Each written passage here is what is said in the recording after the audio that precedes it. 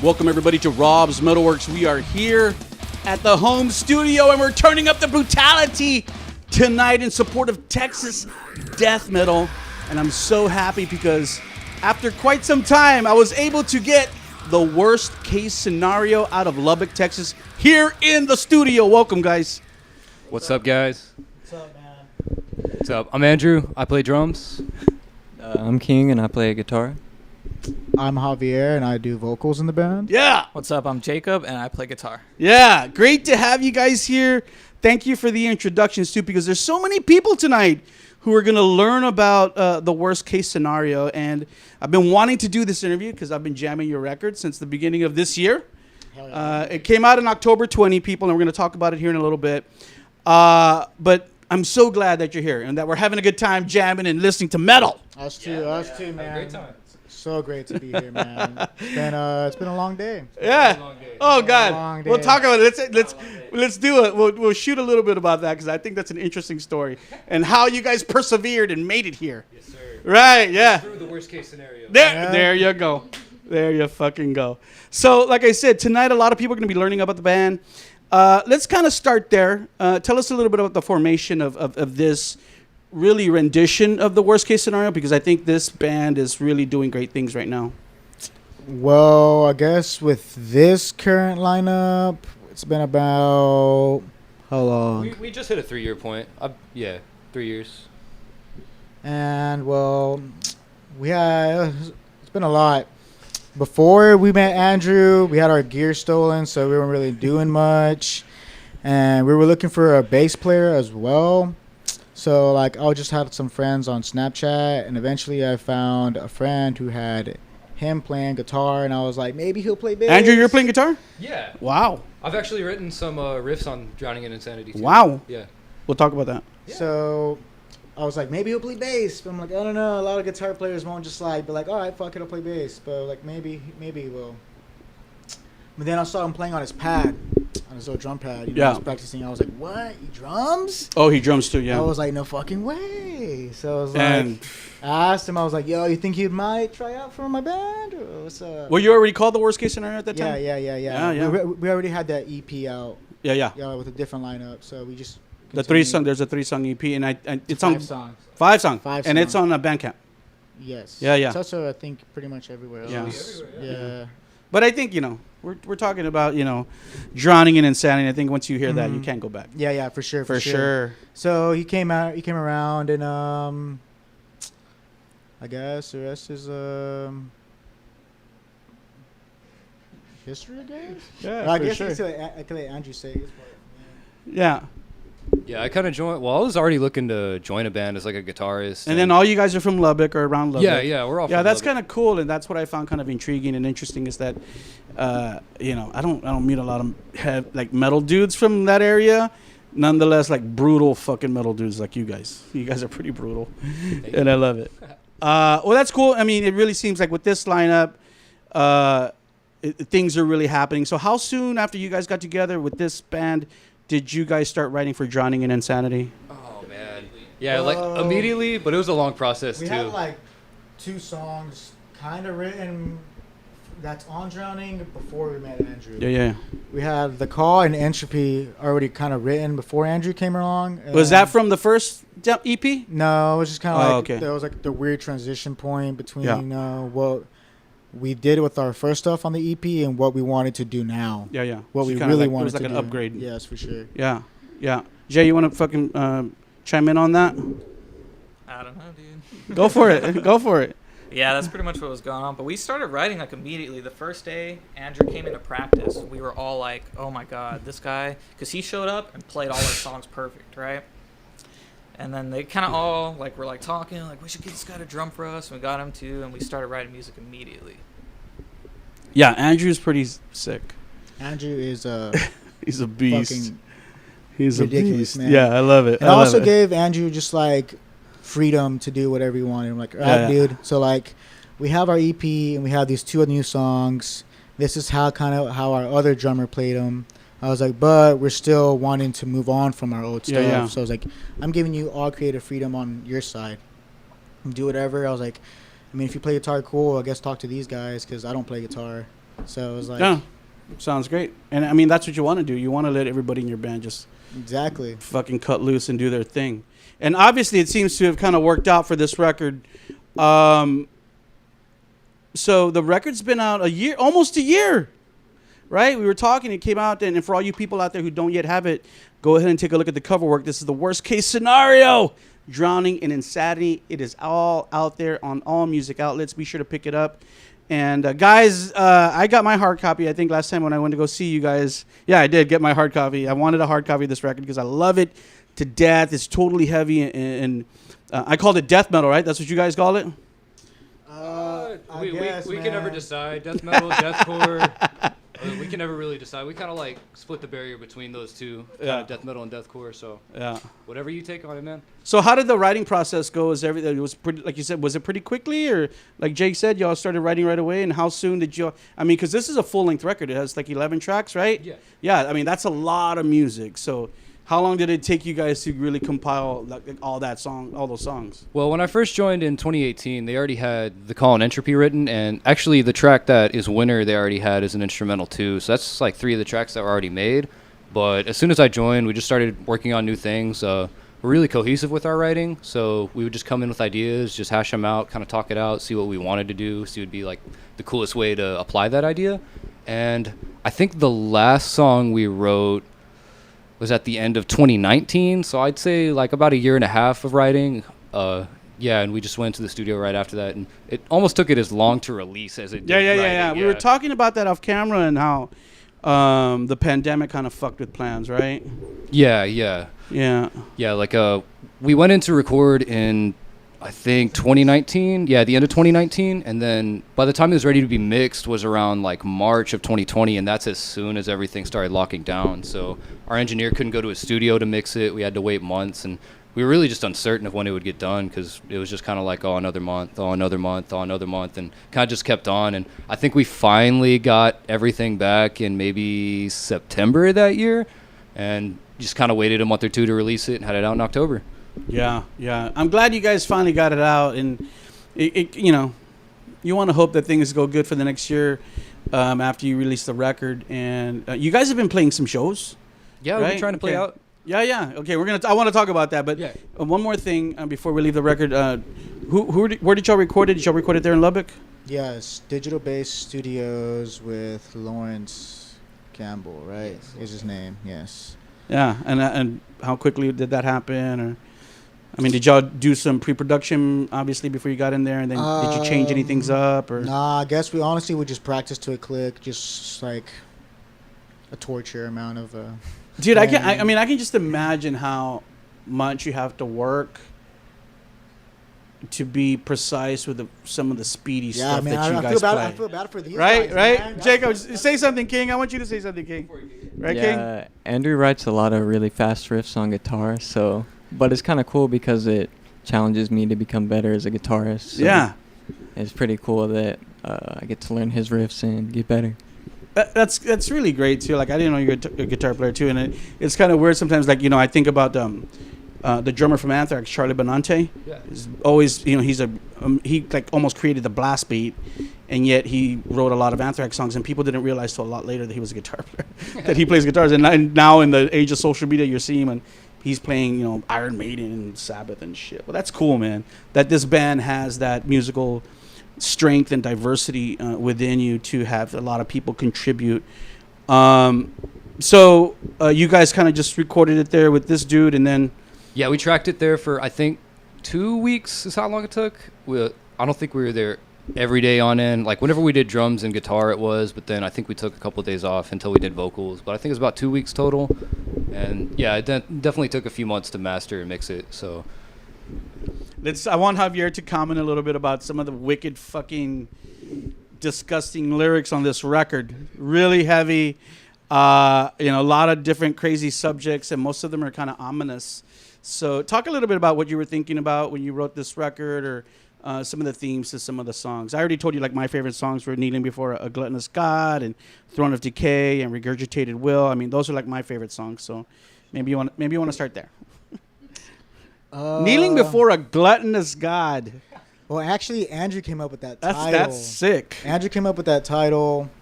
I think I just said it one day and it just sounded super cool, and we were like, "Fuck it, we're gonna stick with that." So I guess when he said that, I was like, okay. I was like, I can write around that. Yeah. So I just started thinking about it, and I don't know. I have a I guess I don't know. I hate politics and stuff like that. Kind of like a rebel in a way. So like, I kind of just when he said kneeling before a gluttonous God, I'm like, okay, I can make that like Yeah. kind of like how I feel about things. And basically, a lot of the things that I do write lyrically are just how I feel about certain things that I see going on around the world, or current events, or just like my viewpoint on things, you know, because not everybody has the same viewpoint on certain subjects that are going on in like current events. So I guess I just write it from how I see it, and just like what pisses me off in the world and how I feel about it. So that subject, kneeling before a gluttonous God, I was like, oh, I can easily write about that. And I don't know, man. Then the words just, and then like lyrically, how I write, I can't sit there and like write like a whole poem or like a whole song out. I have to sit there and listen to the song over and over and over. Oh, okay, yeah. So usually when I write my lyrics, it's not towards the end of the song until when they're done. I'm like, all right, are you guys gonna change anything in this song? Because if you guys fuck up on my lyrics, yeah, yeah. Cause I sit there and just listen to the whole song as a whole. Yeah, I'm yeah, like, I all right, get this is ya. our feeling and get through the whole song. And then I Yeah. sit there and then like, I'm really arithmetic with how I place my lyrics and stuff Yeah. like that. So I'm like, okay, maybe I'm gonna follow Andrew's drums on this part, where I really love the riff they're playing, so I follow the riff. I don't know. That's just my process on how I do that. That's cool, man. It seems to have been working out. These are fast, heavy, brutal songs, and you know, I've always loved death metal. You know, like we can talk about old school death metal, but you know, to me, it's like some of the hardest metal to play. You know, just because of what the drummer and the vocalists are doing, and even the guitars. But you know, even though it doesn't get that technical, but still. Very heavy, brutal stuff. And when I heard your record, I was like, man, these dudes are from Lubbock and they're doing it so fucking well. I mean, that is cool. It's really astounding. And that means that just tells me that you guys really love it and, you know, have practiced it. And like I said earlier, and Jacob kind of looked at me like, you're right. It's like you have to be very tight and precise to kind of play this kind of metal, right? Especially with what you're doing, dude. I don't know. That's crazy. I saw the drum plate. I was like, fuck. Like how to remember all that playing in all those different roles or whatever the cymbal crashes in all those songs. It's like amazing to me how you can remember that stuff. Yeah, man. Repetition and passion are probably the two main things in doing that. Just tons of practice and just tons of love for it. And you know, I'm going to tell you something. We talk about old school metal right now. When I saw your video, one of the things that kind of blew my mind, you know, you mentioned. Did you mention Suffocation earlier? Yeah. Okay. Remember Mike from Suffocation? Yeah. Yeah, the black dude. Yeah, I interviewed him one time, and we were talking about his drumming. And when I saw you play in the video, he was talking about that technique. He was telling me, Rob, you know, it's not just like when I'm hitting the snare, I'm not like this. He goes, I'm doing like the. What do you call it? I don't even know what you call it. A lot more finger than wrist, I guess. Yeah, it's you know what I mean? yeah. Using it's like, smaller muscle like, groups. yeah. You're not like. Yeah. Yeah, and that's what he does. And he says, Rob, you know, I ride motocross and my arms are really strong and it really helps me when I do that. And I said, dude, that is so speedy, you know, and powerful. You really can't repeat that if you're doing this, right? There's no way. Yeah, you're just using too large of muscles. There's not as flexible. You wear yourself out faster. Yeah, and you know, I've always loved Mike Smith. I thought I think he's an amazing drummer. Oh yeah, and you know, made Suffocation what they were. And when I saw you playing like that, I was like, oh man, yeah, he's got it down. He knows what he's doing. Thank you, man. Yeah. So as we talk about videos, let's talk about your official videos. You did and I was gonna say when you were talking about the lyrics of Kneeling Before A Gluttonous God that I was like, yeah, I read the lyrics in the video because y'all did a lyric video for it. Yeah. Yeah, and it came out pretty cool. I liked it. Thank you. Yeah. Who did that for you guys? His name's Adam Alexander.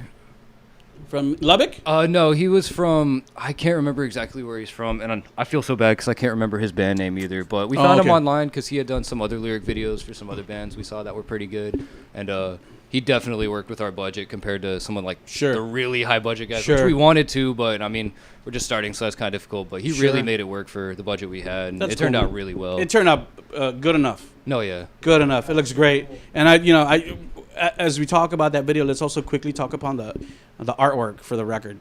The artwork for the record is, I think the artwork I think artwork and band names are so important, and I think some bands don't understand that, especially the band name, right? I love, when the worst case scenario, I'm always gonna remember that. But the artwork for the record is like amazing. I remember it was like because I'm into all that kind of astrological, crazy prophecy, doomsday shit, Stargate shit and all that stuff.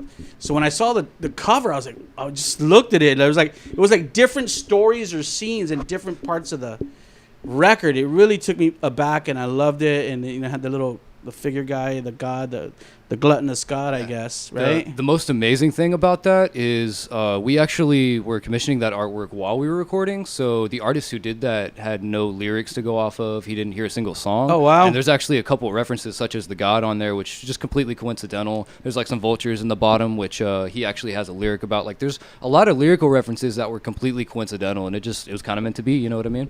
Wow. Crazy, right? Yeah, it was I very love crazy. it, though. Again, artwork is so important. We definitely didn't have like anything he drew. We didn't tell him to write. We gave him like just raw tracks and just scratch tracks, We right? didn't give him anything. Nothing? We just told him like the album name, and I think he just listened to our past EP and just kind of looked at us online, and that's what he came up with. And I don't know. He's like, these dudes are brutal. They need brutal art. Yeah. Yeah, like, for sure. So that blew my mind too. I was like, oh, this stuff.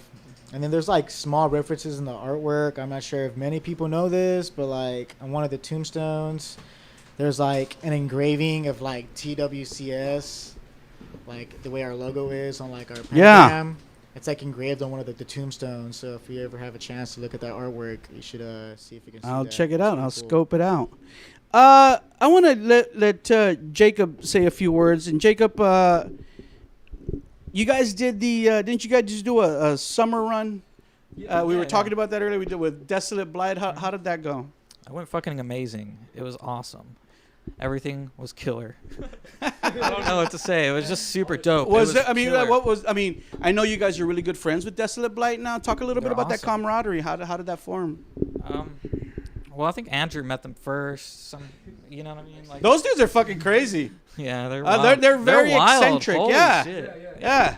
Yeah. They're like yeah, I know. They're killer too. They're good. They're Oh. great at their That music's kid freaking awesome. It's sick, man. Yeah.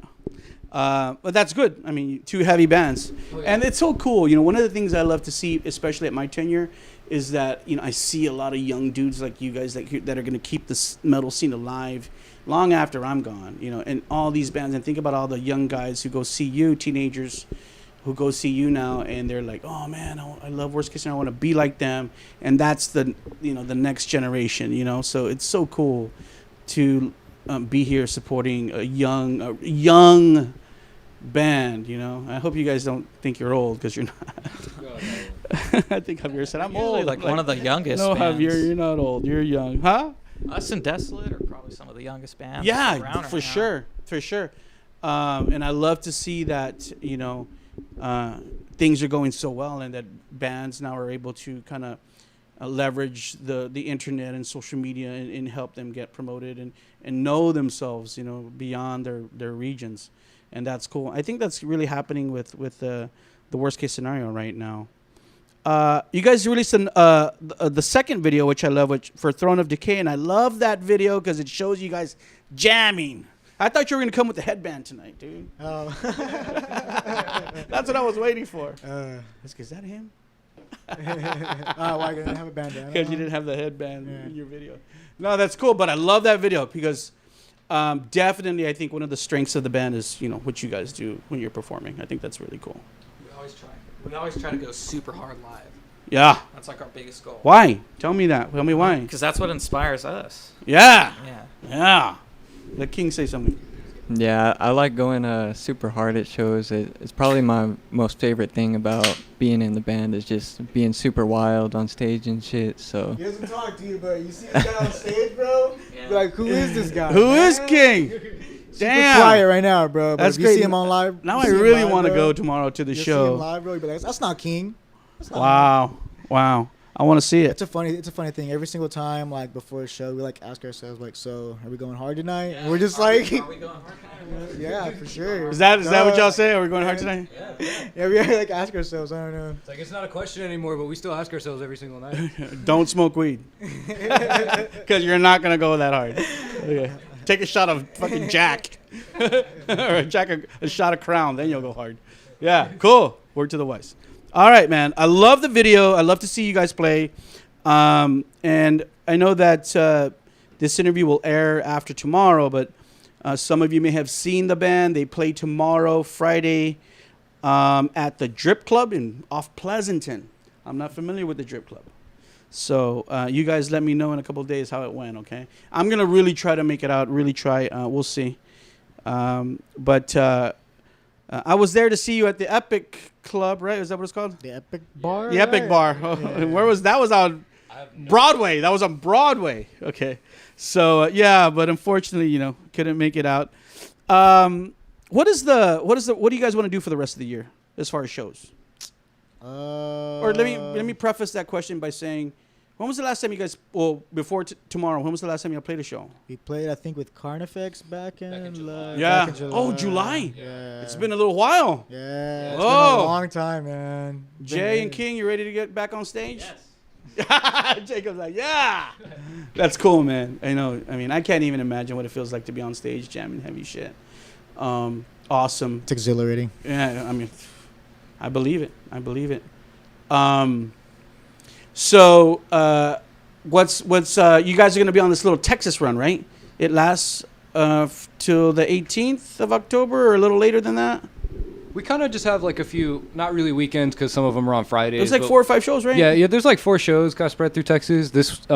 Tomorrow we're hitting San Antonio, of course, here. And then next week we're coming back down to Houston and Victoria. And then at the end of October on the 23rd, we're hitting Dallas with our friends in Prophecy again. Yeah. And after that, we're taking a little bit of a break live until December to go back down to Corpus. Nice. So just kind of hitting the Texas cities again. That's so cool. I love that you guys do that. There's some bands in San Antonio that they're good bands and they really don't want to do shows regionally. Oh, yeah. I don't get it, but I love that you guys stay busy and like track and go. And I think right now is a perfect segue. Really quick, somebody tell us a story about what happened on your way here tonight. Oh man! So, tell us, Javier, how you saved the day. So I'm driving, and the battery light had been blinking on for a while, but we're like, okay, it's not much. And so I'm driving, and the battery gauge goes all the way down, and I'm like, okay, but the car's still running, it still have power, so I guess I'm okay. And I'm just like, yeah, I think so. And then I like completely lose power completely. So we're like, damn it. So we pull over to, I think, Comfort, Texas, and we pulled into this Napa that was there, and it tested our alternator and battery. It just so happened that there was a Napa there. Yeah, bro, just not too far. How crazy and fortunate is that? I was like, man, we're about to have to push this. What the fuck? There's a mechanic station right there. I was like, crazy. I was like, I do not have enough strength to push this Lincoln Navigator with this trailer to like the nearest spot. I really need this thing to make it there because like at this point, like no power in the car, like the needles weren't working at all, but the gas was still going. I was like, oh my god, are we gonna make it? So we make it to the Napa. They test their stuff and it doesn't work, so we need to get new ones. And we don't have any tools, so luckily they let Andrew borrow some tools, and I changed this alternator in like 30 minutes because they were closing at 6 and they needed their tools back. Yeah, we got there at 5:30, I think almost right after 5:30, and they were closing at 6, so we were like, oh shit, we got to do this now. We have no choice now. Wow. Yeah. Wow. And then I'm just so glad that I was able to fix that and get us here. Me too. So everyone watching this interview, thank we struggled to get here, man. for making it happen. Before we end out, guys, just a couple of other things. One is, as I was telling you off camera, I think it's so like interesting how you guys are from a region of our state that I hardly ever see or ever have seen, and much less know anything about the metal scene in Lubbock. So if you can, just give us people some insight on what the Lubbock scene is like as far as both fans and bands. And, I know that you kind of feel isolated because you're kind of way out there and the other markets are so far away. But, I don't know. Is that a good thing or a bad thing? I don't know. Personally, I think it's a really good thing. Well, Yeah, I mean, it's not terrible. I kind of feel that way about El Paso too. Like they're like way the fuck out there. Well, I'm not sure how our scenes are here, because if I'm not from here, but I guess back at home, the scene isn't big, right? It's not the biggest scene, but the people that do show up to the shows and that go there, we kind of know each other more since it's not as big, Yeah. If you go to like Dallas where the scene's massive, it's not like you kind of know, you don't really know everybody. Yeah. But back at home, like everybody knows each other. We're all cool with each other. We all like have love for each other. It's more like, I don't know. It's definitely more together, I guess, in a way, in that sense. That's good. That's good. Yeah, and also since it's pretty limited, there's not like an abundance of certain types of bands. So most of the time when we're playing shows, it's very genre mixed. Like there's hardly ever like you guys are the kings of fucking death metal there, I would assume. Yeah, there's maybe only one or two other death metal bands I can Yeah. think of that are there. So we've never Right. really played a full straight death metal That's show cool. unless there's like a touring band coming through. So Yeah, usually yeah. it's really genre mixed. Starting up there, like before Andrew joined, there's one time we played this show with like this like super indie hippie band. With the Dude. hippie band. Yeah, dude. Yeah, it's super. Like, they were just like, they were hippies, man. They were smoking like lavenders, like pre-rolled, like cigarettes and stuff. We were Wow. the only metal band, and they walked out there to our set as soon as we started. Man, it was the funniest They thing. what? They walked out of the venue, bro. It's a super small bar. We're standing up there, and we start going hard, man, because that's what we said back then too. We're like, are we going hard? Like, of course. And then they all walk outside, bro. It was the funniest thing ever. That's so cool. I bet you freak them out, Javier, because I love your vocal style. You do like 3 different types of vocals in your music, and that's kind of cool. Like, not a lot of singers can do that, dude. So I want to you, give you man. props on Thank that you. before we end Thank out. you. Very cool. I mean, there's so many things about this band that I really like, and I just can't wait to see what's coming next for you guys. In 2 years from now, 3 years from now, whenever we reconnect. But on that note, are you guys writing new music? Is there any tracks that you guys have in the back burner? Yeah, we have we only have really like one full song kind of finished, but we are consistently writing stuff, and the goal is just to keep getting gnarlier, keep getting heavier, kind of just expand our boundaries, see what limits we can push, just kind of really do stuff that we've always been wanting to do that we really haven't been able to, and just keep pushing our boundaries. Yeah. When we first started this band, because like me and Jacob are like OGs of this band. Like, Yeah, you like Ronnie James Dio. Yeah. really. And Led Zeppelin. Yeah. So me and Jacob and our original singer started this band before we even had a drummer, like many years ago, like 4 years ago, probably a long time ago, before I even knew King or them in the band. Because King didn't write on the EP. He wrote like one song and then all the new stuff on Drowning in Insanity. So me and Jacob are the OGs of this band. So, oh man, I lost track of what I was going with this. Don't worry, I can fix it. Oh, okay, no, I yeah, can I fix figured it it. out. But when me and Jacob first started this band with our original singer, he was like, we said, well, what kind of band do we want to be? We want to be a metalcore band, be a death metal band, a deathcore band, a black metal band. We're like, well, we just want to be heavy. Yeah, just be him. We just want to be as heavy as possible.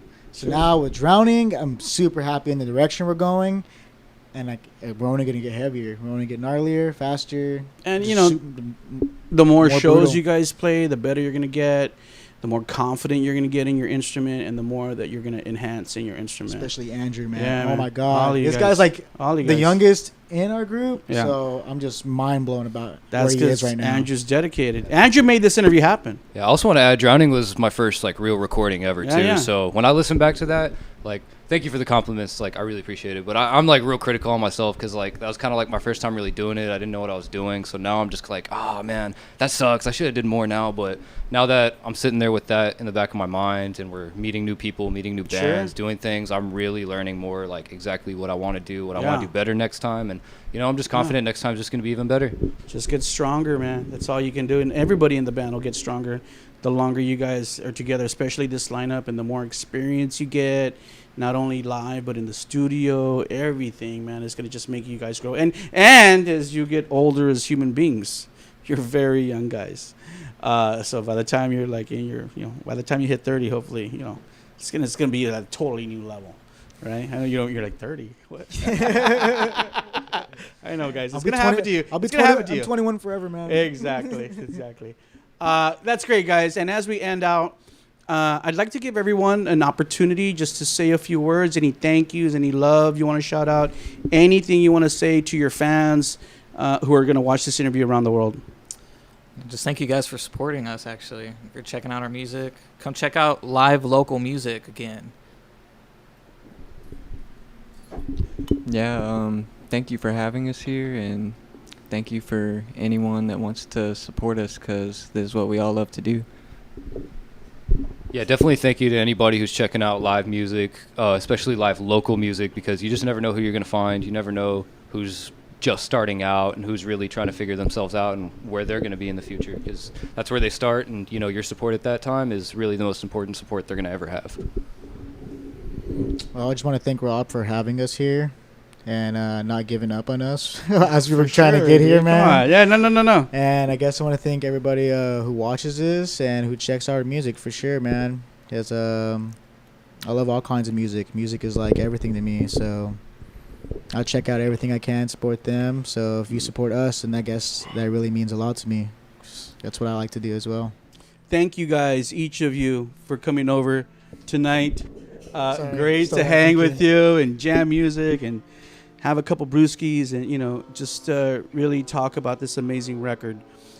It's my pleasure to have you. I hope we can do it again in a couple of years, or next time you release your brand new record. That'd be awesome. I'd love to have you I'd back. love to come So, you know, thank you so much for getting here a day early and knocking this out.